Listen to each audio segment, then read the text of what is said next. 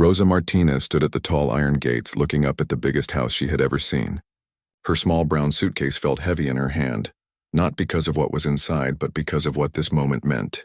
At 48 years old, she was starting over again in a new country, with a new family, hoping this job would be different from all the others. The gates opened with a soft buzz and Rosa walked up the long driveway. Her worn shoes made quiet sounds on the smooth stones. Everything around her screamed money. Perfectly cut grass, fountain in the middle, fancy cars parked like they were in a magazine. She had worked for rich families before, but nothing like this. A stern-looking woman in a black dress opened the front door before Rosa could even knock. "You must be Rosa Martinez," the woman said, looking her up and down like she was checking for dirt. "I'm Mrs. Williams, the head housekeeper. Mr. Ashford is expecting you." Rosa nodded and followed Mrs. Williams inside. Her breath caught in her throat. The ceiling was so high she had to tilt her head back to see it. A chandelier hung down like frozen fireworks, sparkling even in the afternoon light. The floors were made of marble so shiny she could see her reflection. "Mr. Ashford owns 3 tech companies," Mrs. Williams explained as they walked through room after room. "He's very particular about his privacy and his schedule. You'll be taking care of his daughter, Lily. She's 7 years old and challenging." Rosa wondered what challenging meant, but she didn't ask. In her 20 years of working as a house helper, she had learned that some questions were better left for later. They passed through a living room bigger than Rosa's entire apartment back home. Oil paintings covered the walls, and Rosa recognized some of the artists from the art books she used to flip through at the library. Everything was perfect, like no one actually lived here. "The kitchen," Mrs. Williams said, pushing through swing doors. "Chef prepares most meals, but you may need to handle snacks and light meals for Lily." The kitchen looked like something from a cooking show, all steel and marble, with gadgets Rosa couldn't even name. As they climbed the wide staircase, Rosa noticed the family photos lining the walls. A beautiful woman with kind eyes appeared in most of them, holding a little girl with curly brown hair. In the recent photos, the woman was gone, leaving just the man and child looking somehow lost even while smiling. "Lily's room," Mrs. Williams said, opening a door to reveal what looked like a princess castle. The bed was covered in pink pillows, stuffed animals sat on every surface, and toys were scattered across a carpet that probably cost more than Rosa made in a year. But despite all the beautiful things, something felt sad about the room. "Where is Lily now?" Rosa asked, with her tutor. "She finishes lessons at 4. Mrs. Williams checked her watch. "That gives us an hour to go over the rules." They sat in Mrs. Williams's office, a small room near the kitchen that felt more normal than the rest of the house. Mrs. Williams pulled out a thick folder and opened it on the desk. "First," she began, "you are never to enter Mr. Ashford's study without permission. Second, Lily is not allowed sweets after 6 in the evening. Third, she must be in bed by 8:30 sharp, no exceptions." Rosa nodded, taking mental notes. "Fourth, and this is very important," Mrs. Williams' voice got more serious, "you are never to touch the piano in the music room, never. Mr. Ashford was very clear about this." "Piano?" Rosa asked, her heart jumping a little. "It belonged to his late wife, Catherine. She was a piano teacher before she married Mr. Ashford. Very talented, from what I understand." Mrs. Williams's voice softened just a bit. "She died in a car accident 2 years ago. The piano hasn't been touched since." Rosa felt a familiar ache in her chest. She knew about loss, about the things left behind that hurt too much to touch. "The music room is on the first floor next to the library. You'll pass it when taking Lily to her playroom. But remember, look but don't touch." After going through more rules about schedules, meals, and proper behavior, Mrs. Williams showed Rosa to her room on the 3rd floor. It was small but comfortable, with a window that looked out over the back garden. Rosa had stayed in much worse places. She unpacked her few belongings, some clothes, a photo of her own children back in Mexico, and a small wooden cross her mother had given her. As she arranged them on the dresser, she thought about the piano downstairs. It had been 15 years since she had played, but her fingers still remembered the feeling of keys beneath them. At 4 o'clock, Rosa heard a car in the driveway. She looked out her window and saw a black SUV pull up. A little girl with messy curls got out, followed by a woman carrying books and papers. Rosa made her way downstairs, nervous butterflies dancing in her stomach. Meeting new children was always hard. Some were shy, some were mean, some were just sad. She wondered which kind Lily would be. She found the little girl in the kitchen, sitting at the counter with a glass of milk and some crackers. Up close, Rosa could see how much Lily looked like her mother from the photos. The same curly hair, the same big brown eyes. But where her mother's eyes had sparkled with life, Lily's looked tired. "Lily," Mrs. Williams said, "this is Rosa. She's going to be taking care of you now." Lily looked up at Rosa with those sad eyes and said nothing. Rosa smiled and sat down next to her. "Hello, Lily, I like your hair. Those curls are beautiful, still nothing. I have a daughter too," Rosa continued gently. "Her name is Carmen and she's grown up now. But when she was your age, she had curls just like yours that never wanted to stay brushed." Lily took a small bite of her cracker, but kept watching Rosa with curious eyes. "What's your favorite thing to do?" Rosa asked for the first time Lily spoke. Her voice was quiet, almost a whisper. "I used to like music, but we don't have music anymore." Rosa's heart broke a little. She looked at Mrs. Williams, who gave her a warning look. "Well," Rosa said carefully, "maybe we can find other fun things to do together." That evening, as Rosa helped Lily get ready for bed, she learned more about this quiet little girl. Lily brushed her teeth without being asked, put on her pajamas neatly, and climbed into bed like she was much older than 7. "Will you read me a story?" Lily asked. Rosa picked up a book from the nightstand and began to read. As she read, she noticed Lily's eyes getting heavy, but every time she was about to fall asleep, she would jerk awake with a worried look. "Are you having trouble sleeping?" Rosa asked gently. Lily nodded. "I have scary dreams sometimes," Rosa understood. After her husband died, she had scary dreams too. "Would you like me to stay with you until you fall asleep?" Lily nodded again, and Rosa settled into the comfortable chair next to the bed. As she watched this little girl fight against sleep, Rosa knew this job was going to be different. Not because of the big house or the fancy things, but because of this child who needed something Rosa wasn't sure she knew how to give. But she was going to try.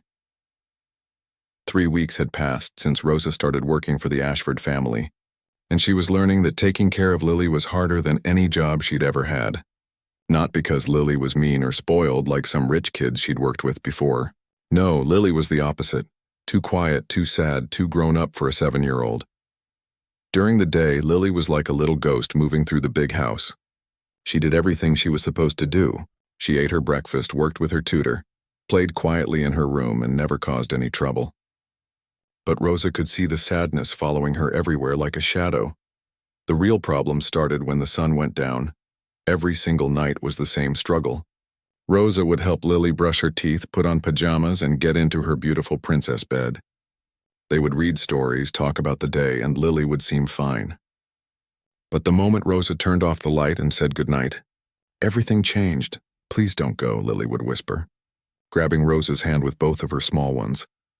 "I'll just be down the hall," Rosa would say gently. "You can call me if you need anything," but it wasn't enough.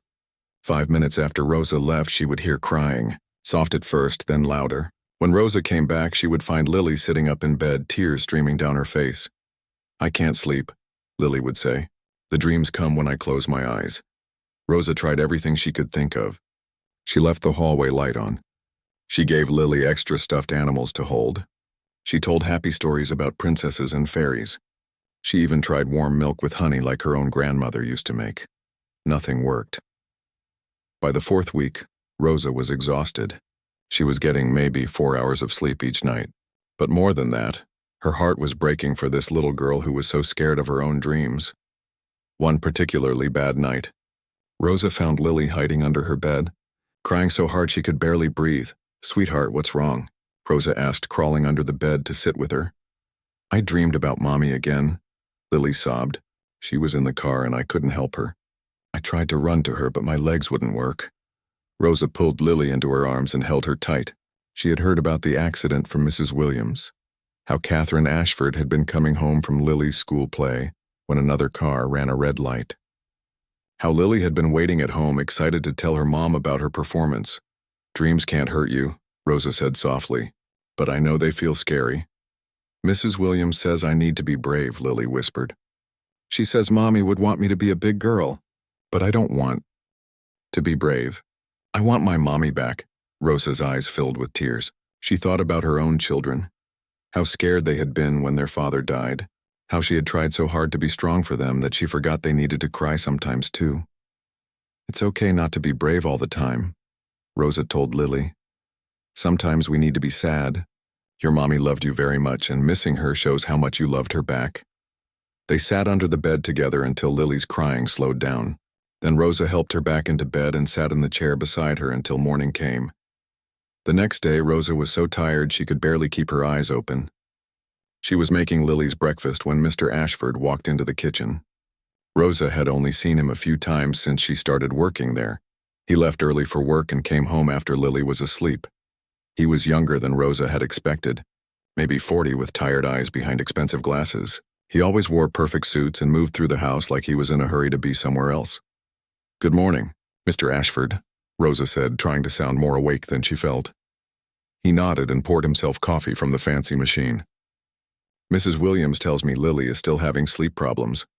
Rosa looked at Lily, who was picking at her scrambled eggs and pretending not to listen.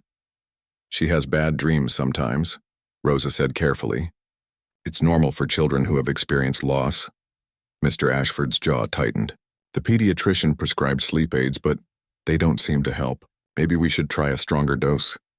"Maybe she doesn't need medicine," Rosa said before she could stop herself. "Maybe she just needs time to heal." Mr. Ashford looked at her sharply. "I didn't ask for your opinion on medical matters." Rosa felt her face get hot, but she didn't back down. "I'm sorry, sir. I just think—" "That's enough," he said, his voice cold. "Please stick to your duties." He left the kitchen without saying goodbye to Lily, who had stopped eating completely and was staring at her plate. That evening, Rosa decided to try something different. Instead of reading stories in Lily's room, she suggested they go to the living room and look at photo albums. "I want to see pictures of your mommy," Rosa said. "Will you show me?"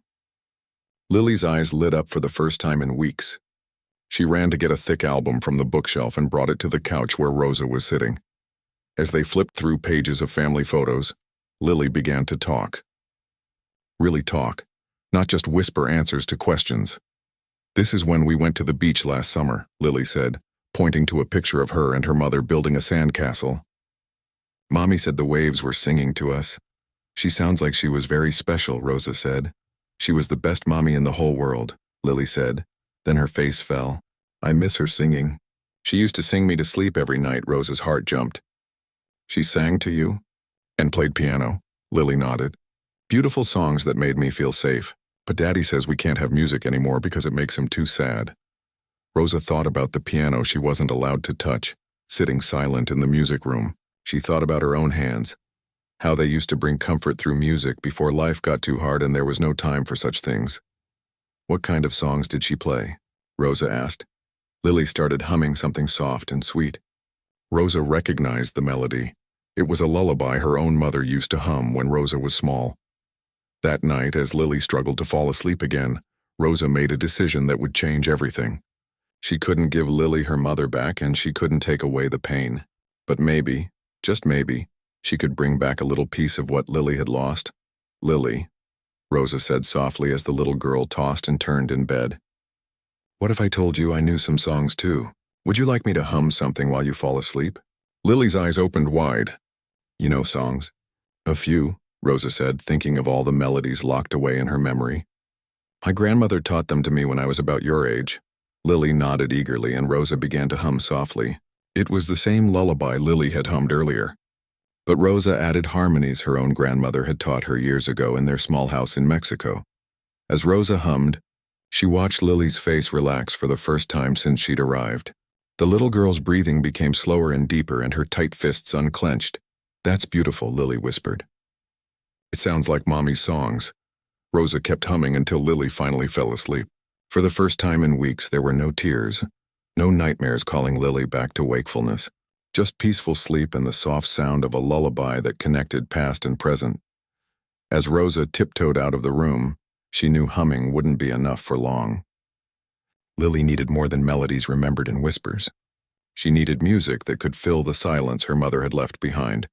But the piano sat locked away in the forbidden room, and Rosa was just the hired help who wasn't supposed to have opinions about anything. Still, as she went to her own room that night, Rosa found herself humming softly, and for the first time in years her fingers moved like they were dancing on invisible keys.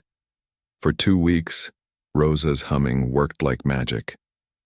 Lily would curl up in bed, close her eyes, and drift off to sleep while Rosa sang soft lullabies from her childhood. The nightmares didn't completely disappear, but they came less often, and when they did, Rosa's voice could usually chase them away. But Rosa could see that Lily wanted more. Sometimes, while Rosa hummed, Lily would move her fingers like she was playing an invisible piano. Other times, she would ask Rosa to hum the same song over and over, as if she was trying to memorize every note. "My mommy's songs were louder," Lily said one evening. "They filled up the whole house." "Your humming is nice, but it's so quiet." Rosa understood. Humming was like looking at a black and white photo of a rainbow. You could see the shape, but you missed all the beauty. Lily needed real music, the kind that could wrap around her like her mother's arms used to do.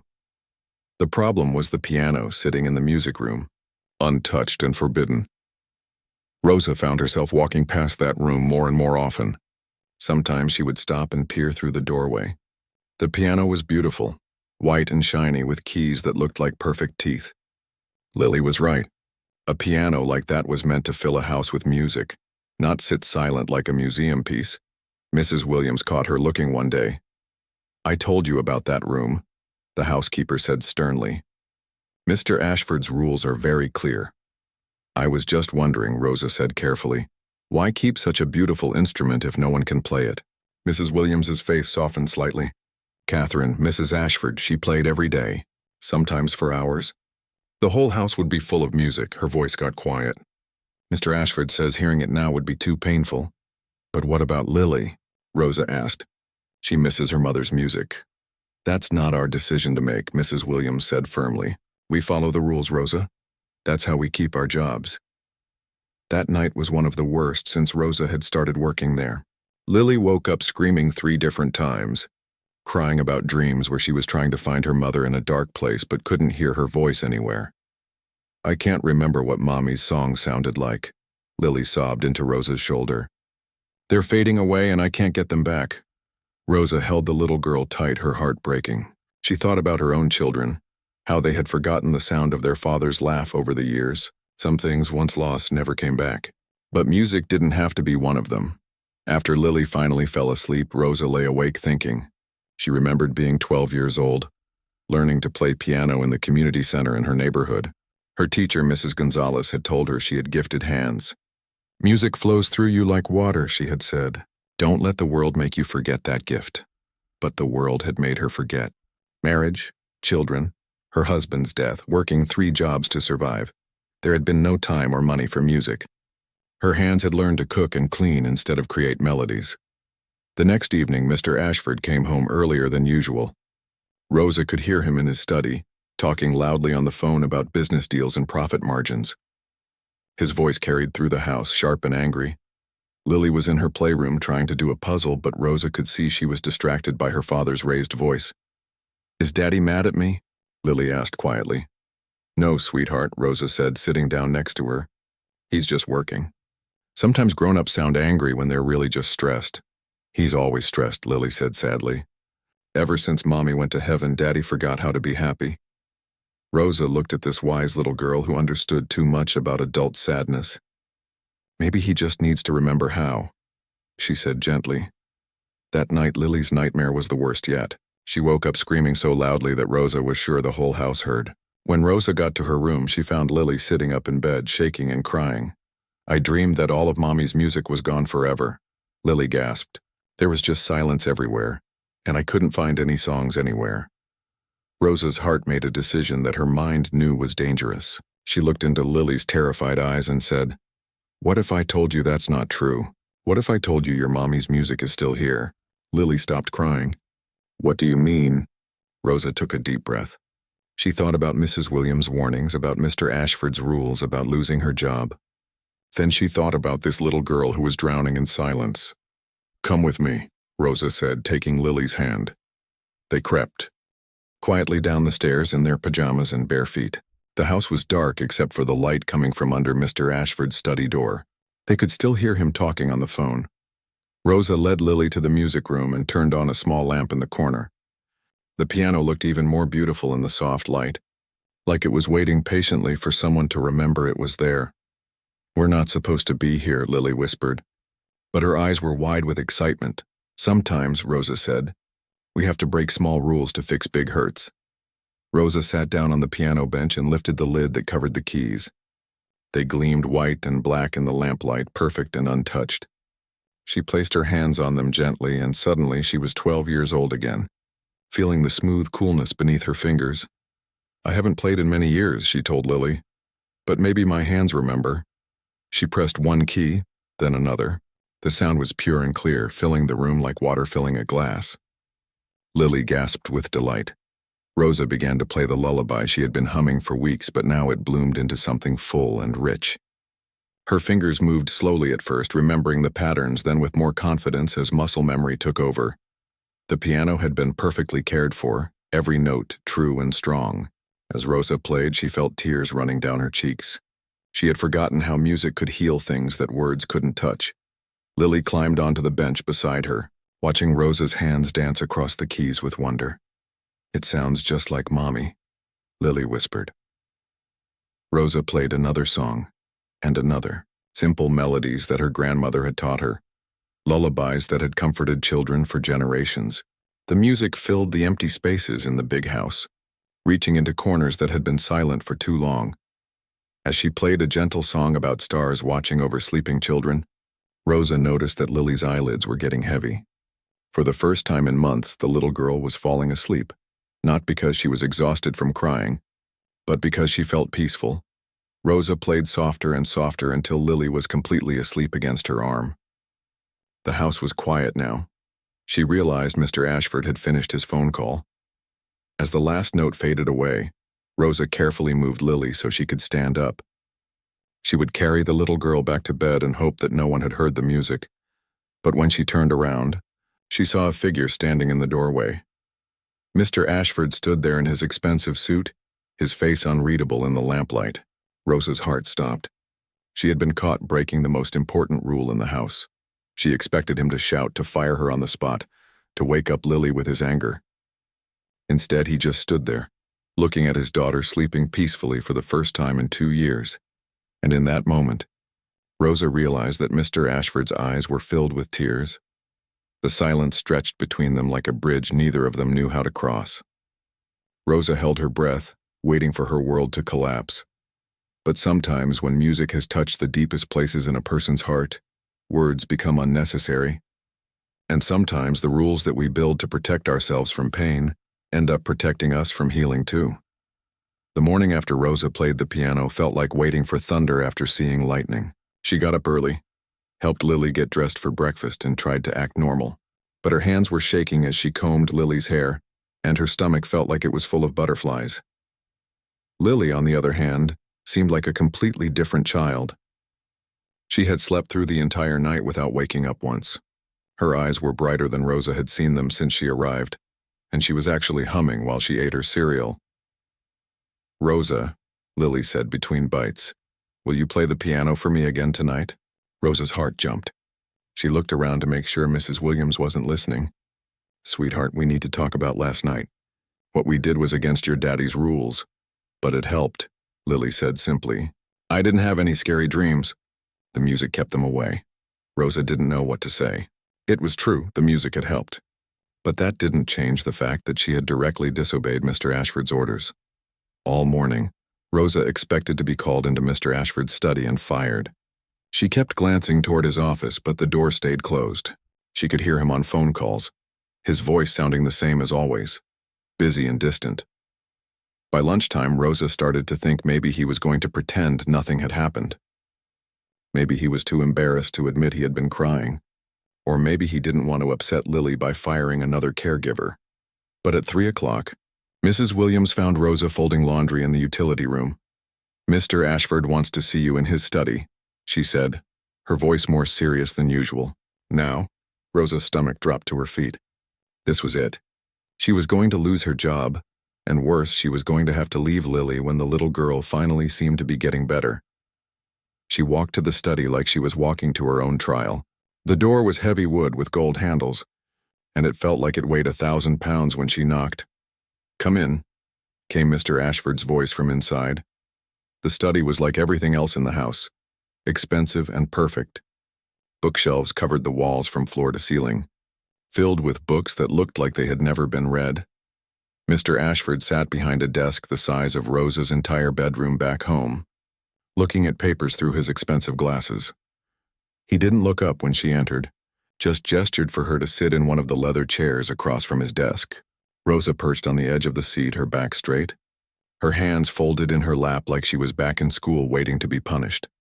The silence went on so long that Rosa wondered if Mr. Ashford had forgotten she was there. Finally, he set down his papers and looked at her directly. "Mrs. Martinez," he began, his voice cold and controlled, "I specifically told you that no one was to touch my wife's piano. Did I not make myself clear?" "Yes, sir, you did," Rosa said quietly. "And yet last night I found you playing it." His voice got harder. "Not only did you ignore my direct orders, but you involved my daughter in your disobedience." Rosa felt anger starting to mix with her fear. "Sir, with respect, your daughter was having nightmares every single night." "She wasn't sleeping, she wasn't eating properly, and she was losing pieces of her mother every day." Mr. Ashford's jaw tightened. "How I choose to handle my daughter's grief is not your concern. You are here to provide basic care, not to make decisions about her emotional well-being."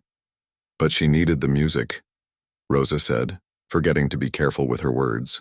"She told me her mother used to play for her every night. Music was how she felt connected to her mother, and you took that away from her." Mr. Ashford stood up so fast his chair rolled backward. "You have no idea what you're talking about," he said, his voice rising. "You don't know anything about my wife or what this family has been through." Rosa stood up too, her own emotions finally breaking through. "You're right, I don't know what it's like to lose a wife. But I know what it's like to lose a husband. I know what it's like to watch your children hurt and not know how to fix it." Mr. Ashford stared at her, clearly not expecting her to fight back. "And I know," Rosa continued, "that hiding from pain doesn't make it go away. It just makes it grow bigger in the dark. That piano," Mr. Ashford said, his voice shaking with emotion, "was Catherine's whole world. She played it every day, sometimes for hours. She composed songs on it, taught Lily her first notes on it. Every song that comes from those keys reminds me that she's gone." Rosa saw tears in his eyes now, the same tears she had seen the night before. "So you decided it was better to let it sit silent, to let Lily forget what her mother's music sounded like?" "I decided," Mr. Ashford said firmly, "to protect what's left of my family from more pain." "But you're not protecting her," Rosa said gently. "You're making her carry the pain all by herself." Last night was the first time in weeks that Lily slept through the night. The first time I've seen her really smile. Music didn't bring back her pain. It brought back her connection to her mother's love.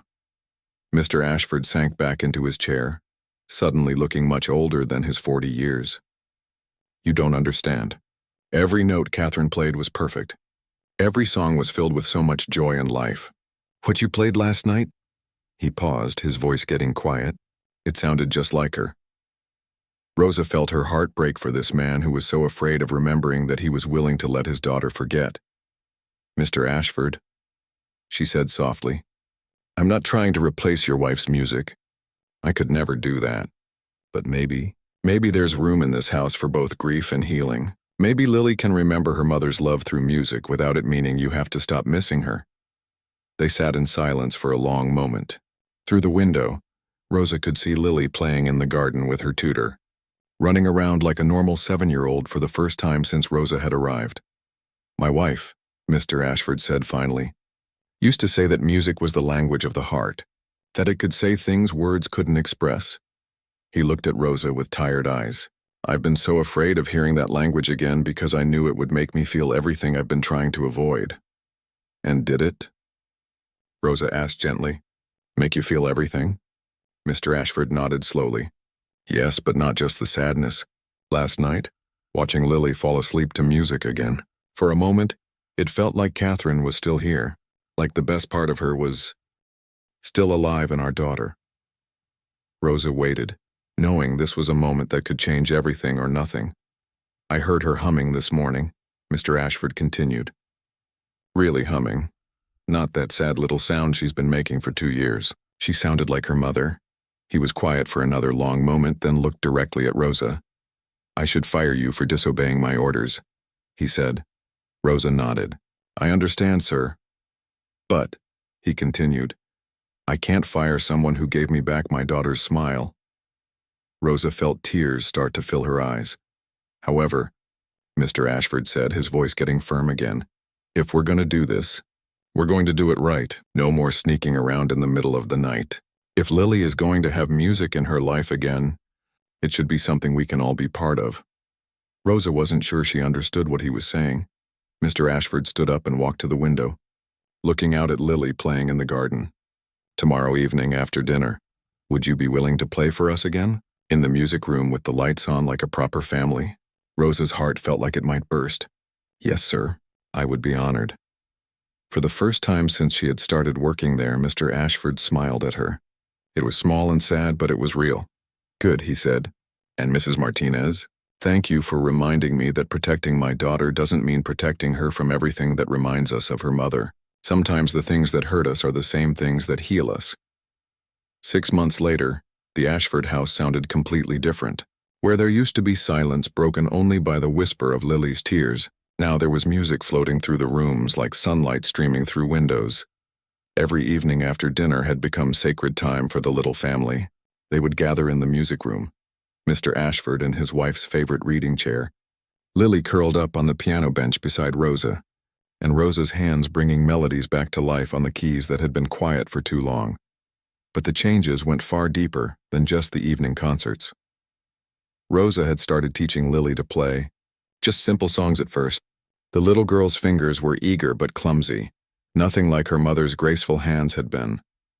But when Lily managed to play Twinkle, Twinkle, Little Star all the way through without mistakes, the joy on her face was worth more than all the perfect performances in the world.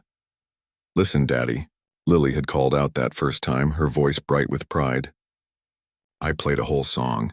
Mr. Ashford had clapped like she had just performed at Carnegie Hall, and Rosa had seen something in his eyes that hadn't been there before. Hope for the future instead of just grief for the past. The music lessons became longer and more involved. Rosa taught Lily the songs her own grandmother had taught her, simple folk melodies that told stories of love and loss and finding joy again. In return, Lily shared memories of the songs her mother used to play, humming fragments that Rosa would help her piece back together on the piano.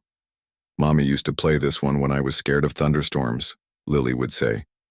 And together they would work out the melody until the music room filled with a song that connected past and present. Mr. Ashford started coming home from work earlier, just so he wouldn't miss their evening music time.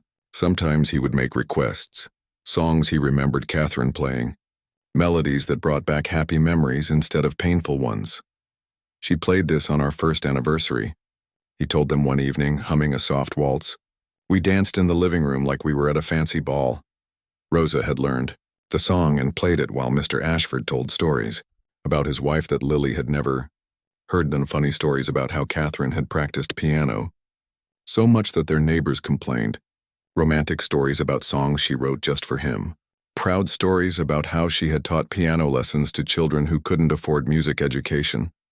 Your mother believed music should belong to everyone, Mr. Ashford told Lily. Rich or poor, young or old. She said everyone deserved to feel the joy that music could bring. Those words planted a seed in Rosa's mind that grew bigger every day. One evening, after Lily had gone to bed, Rosa stayed in the music room, playing quietly to herself.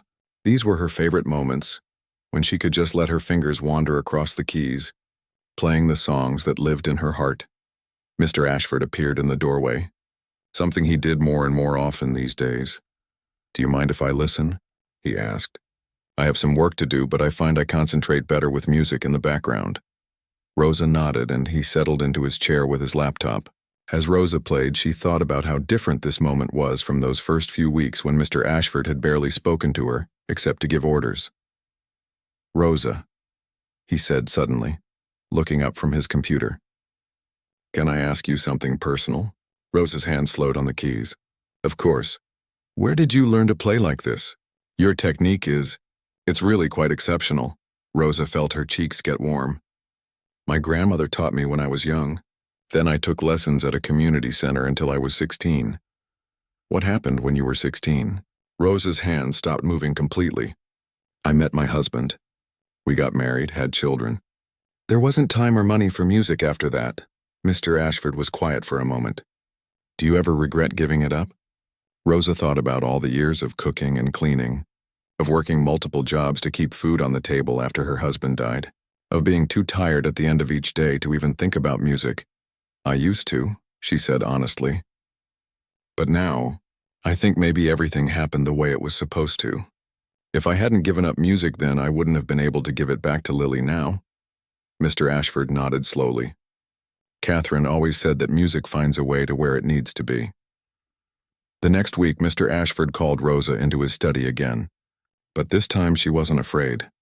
These meetings had become regular check-ins about Lily's progress in her music education. I've been thinking, he began, about what you said about music belonging to everyone, and about what Catherine would have wanted. Rosa waited for him to continue. I want to start a foundation, he said.